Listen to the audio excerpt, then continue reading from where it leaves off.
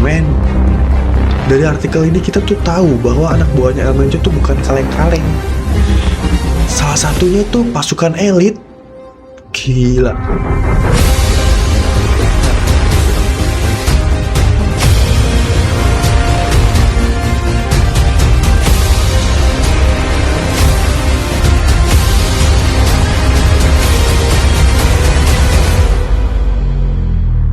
Meksiko kembali pecah dengan ketegangan yang terjadi dikarenakan bos mafia gembong kartel narkoba terbesar di Meksiko meninggal dunia akibat baku tembak dengan militer di operasi penggerbekan di kota Jalisco, mengakibatkan orang-orang di belakang sosok berpengaruh tersebut tak terima dan memporak-porandakan beberapa daerah di Meksiko. Seperti apa background El Mencho dan kronologi yang terjadi? Penasaran? Mari kita naik kapal.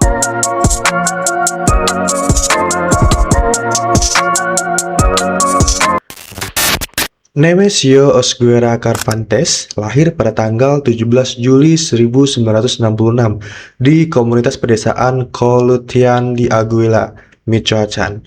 Beberapa sumber menyatakan bahwa nama pemberiannya saat lahir adalah Ruben, tetapi ia mengubahnya menjadi Nemesio untuk mengenang ayah baptisnya. Ia dikenal luas dengan julukannya El Mencho, sebuah julukan yang berasal dari derivasi fonetik Nemesio. Julukan lainnya adalah Tuan Ayam Jantan, konon berasal dari kecintaannya pada adu ayam. El Mencho dibesarkan dalam keluarga miskin yang bercocok tanam alpukat. Ia mempunyai 5 saudara laki-laki, yaitu Juan, Miguel, Antonio, Marin, dan Abraham. Ia putus sekolah dasar di kelas 5 SD untuk bekerja di ladang. Pada usia 14 tahun, ia mulai menjaga kebun ganja. Beberapa tahun kemudian, ia memutuskan ingin hidup lebih baik dan bermigrasi secara ilegal ke negara bagian California, Amerika Serikat pada tahun 1980-an. Untuk menyembunyikan identitasnya di Amerika Serikat, ia menggunakan berbagai nama dan kombinasi seperti Ruben Avia, Jose Lopez Prieto, Miguel Valadez, Carlos Hernandez Mendoza, Roberto Salgado, dan lain-lainnya. Banyak deh nama samarannya. Pada tahun 1986, ia tinggal di wilayah Teluk San Francisco. Ia ditangkap oleh kepolisian San Francisco pada usia 19 tahun karena barang curian dan membawa senjata api. Dan 2 bulan setelah penangkapannya, anak pertamanya lahir. Menurut catatan masuk perbatasan, El Mencho menyeberangi perbatasan Amerika Serikat ke Meksiko beberapa kali selama akhir tahun 1980-an dengan menggunakan nama samaran lainnya. Penyidik Meksiko percaya bahwa pada saat itu ia terlibat dalam produksi dan perdagangan metamorfin di Redwood City bersama dengan saudara iparnya Abigail Gonzalez Valencia alias El Queenie. Pada tahun 1989, El Mencho ditangkap lagi di Francisco karena menjual narkotika. Ia dideportasi ke Meksiko beberapa bulan kemudian, tetapi masuk kembali ke Amerika Serikat dan menetap di San Francisco. Pada bulan September 1992, ia ditangkap lagi, kali ini atas tuduhan narkoba federal de Sacramento, California. Menurut catatan pengadilan, El Mencho dan saudaranya Abraham berada di sebuah bar di San Francisco yang dikenal sebagai Imperial untuk melakukan transaksi heroin. 5 ons seharga 9.500 US dollar. Abraham bertanggung jawab atas transaksi tersebut, sementara El Mencho bertindak sebagai pengawas. El Mencho berusia 26 tahun saat itu, jauh lebih muda dari Abraham, tetapi cukup cerdas untuk menyadari bahwa transaksi tersebut adalah jebakan yang dibuat oleh polisi. Ia memberitahu saudaranya bahwa orang-orang yang mereka beri heroin menyerahkan uang kertas dolar yang ditumpuk rapi, bukan uang kertas yang berserakan. Melalui penyadap percakapan, polisi mendengar El Mencho memperingatkan saudaranya untuk tidak pernah berbisnis dengan mereka lagi karena mereka adalah polisi yang menyamar. Jadi si El Mencho ini udah dijebak sama si Abraham. Ada intel lah di situlah. Ya, 3 minggu setelah kejadian tersebut, kedua pria itu ditangkap oleh polisi di pengadilan. El Mencho bersikeras bahwa dia tidak bersalah. Dia mengatakan bahwa dia tidak terlibat dalam transaksi heroin dan bahwa agen yang menyamar berbohong tentang dia yang menangani narkoba. Jaksa penuntut bersikeras bahwa kedua saudara kandung ia bekerja sama. El Menco hanya memiliki sedikit pilihan. Jika dia mengaku tidak bersalah, saudaranya Abraham yang sudah memiliki catatan hukum terkait narkoba mungkin akan menghadapi hukuman penjara seumur hidup. Pembelaannya memahami bahwa dia memilih persidangan juri. Dia kemungkinan besar akan dihukum. Dia memutuskan untuk mengaku. Dia memutuskan untuk mengaku bersalah dan melindungi saudaranya dari hukuman penjara seumur hidup. Dia dijatuhi hukuman 5 tahun di penjara pusat pemasyarakatan Big Spring di Texas, yang menampung sejumlah besar imigran ilegal. Setelah 3 tahun, ia dibebaskan dari penjara dengan pembebasan bersyarat dan dideportasi ke Meksiko. Pada usia 30 tahun, di Meksiko ia bergabung dengan pasukan polisi setempat di Cabo Corrientes dan Tomatian di negara bagian Jalisco. Setelah beberapa waktu, ia meninggalkan kepolisian dan bergabung dengan kejahatan terorganisir sebagai anggota penuh kartel Milenio. Untuk memperkuat hubungannya dengan kartel Milenio, El Menco menikahi salah satu saudara perempuan pemimpin klan, Rosalinda González Valencia. Dalam kelompok kriminal inilah El Menco akan menjadi sosok terkemuka dalam kejahatan terorganisir. Nah, di kartel Milenio, El Menco memulai karirnya sebagai anggota regu pembunuh yang melindungi gembong narkoba Armando Valencia Cornelio alias El Maradona pada tahun 2003 12 Agustus. Bosnya ditangkap oleh pihak berwenang Meksiko sekitar waktu yang sama. Kelompok kriminal saingan yang dikenal sebagai Los Zetas dengan dukungan kartel Teluk melakukan serangan bersenjata terhadap kartel Milenio di Michoacán. Serangan tersebut memaksa keluarga Valencia untuk mengasingkan diri ke Jalisco. El Menco dan kartel Milenio membentuk aliansi dengan sekelompok kartel Sinaloa yang dipimpin oleh Ignacio Nacho Corneler, gembong narkoba tingkat tinggi, dan sekutu Joaquin El Chapo Guzman. Di bawah Kolonel El Menco dan kelompoknya mengelola operasi narkoba, keuangan dan aktivitas pembunuhan kartel Sinaloa di negara bagian Colombia dan Jalisco. Pada tanggal 28 Oktober 2009, pemimpin kartel Milenio Oscar Orlando Nava Valencia alias El Lobo ditangkap pada tanggal 6 Mei 2010. Saudaranya Juan Carlos alias El Tigre juga ditangkap. 2 bulan kemudian, Kolonel tewas dalam baku tembak dengan Angkatan Darat Meksiko. Setelah kejatuhan mereka, kartel Milenio mulai memecah dan El Menco mencoba mengambil alih struktur kepemimpinannya. Jadi para petinggi di kartel Milenio itu udah pada ada yang meninggal, ada yang ketangkap. Jadi El Menco memecah Milenio untuk mengalihkan struktur kepemimpinannya. Salah satu sekte dalam kartel Milenio ingin menunjuk El Pido Mojaro Ramirez alias El Pilo yang bekerja sama erat dengan Oscar Orlando dan Juan Carlos sebelum penangkapan mereka sebagai pemimpin kelompok. Eric Valencia Salazar, salah satu anggota klan, menginginkan El Menco untuk memimpin. El Menco kemudian meminta blok Milenio lainnya untuk menyerahkan Gerardo Mendoza alias Tecato karena telah membunuh sekelompok orang yang melapor kepadanya di Tecomán, Colima. Divisi lainnya menolak permintaan El Menco yang memicu perang internal. Kartel Milenio terpecah menjadi dua. Satu pihak dikenal sebagai La Resistencia, perlawanan. Pihak lainnya adalah Los Mata Zetas, para pembunuh Zeta yang dipimpin oleh El Menco. La Resistencia menuduh Los Mata Zetas menyerahkan Oscar Orlando kepada pihak berwenang. Perang pun terjadi, dan dua kelompok tersebut memperebutkan wilayah penyelundupan narkoba di Jalisco. Jadi awalnya kartel Milenio itu jadi satu, cuman terpecah. El Menco memimpin La Mata Zetas dan dituduh oleh La Resistencia. Akhirnya perang internal. Untuk melegitimasi keberadaannya, kelompok El Menco melancarkan kampanye propaganda melawan musuh-musuhnya. Bentar, legitimasi tahu nggak artinya, Pak? Legitimasi itu artinya dia butuh pengakuan keberadaannya. Ini gua di sini gitu.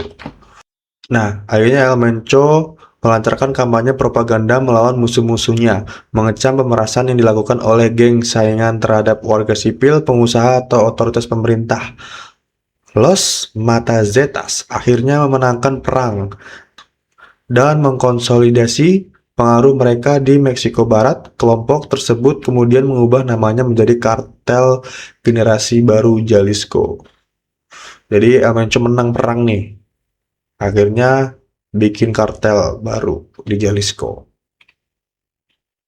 Nah, pada 25 Agustus 2012, sebuah unit polisi federal Meksiko yang berbasis di Tonaya, Jalisco, menanggapi tip anonim yang menyatakan bahwa ada sel kejahatan terorganisir di komunitas pedesaan terdekat. Ketika pasukan keamanan tiba di area tersebut, baku tembak pecah antara kedua belah pihak.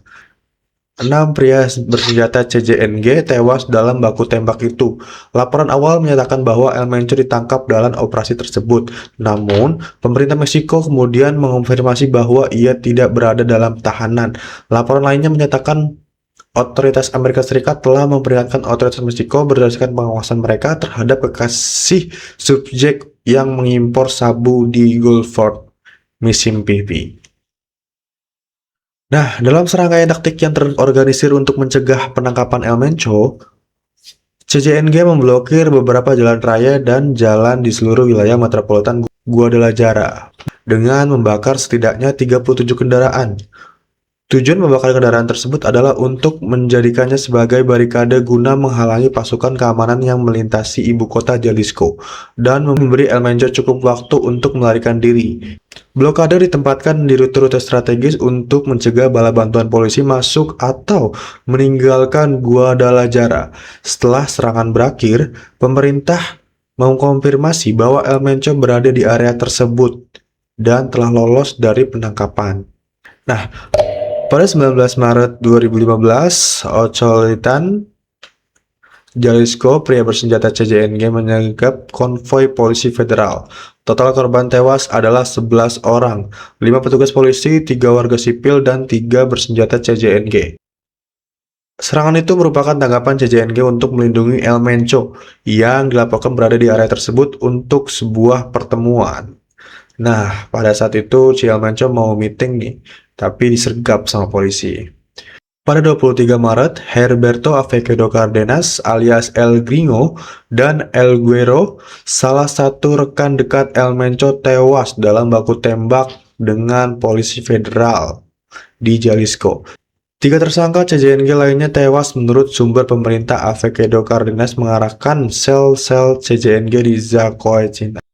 Nah, ini semakin tegang nih. Menanggapi kematian Cardenas, El Mencho memerintahkan CJNG untuk melakukan serangan terhadap polisi federal Meksiko. Pada 30 Maret, pria bersenjata CJNG di Zaporan, Jalisco menyergap konvoi yang membawa Alejandro Solorio Archigua, komisioner keamanan Jalisco. Tidak ada yang tewas dalam baku tembak tersebut.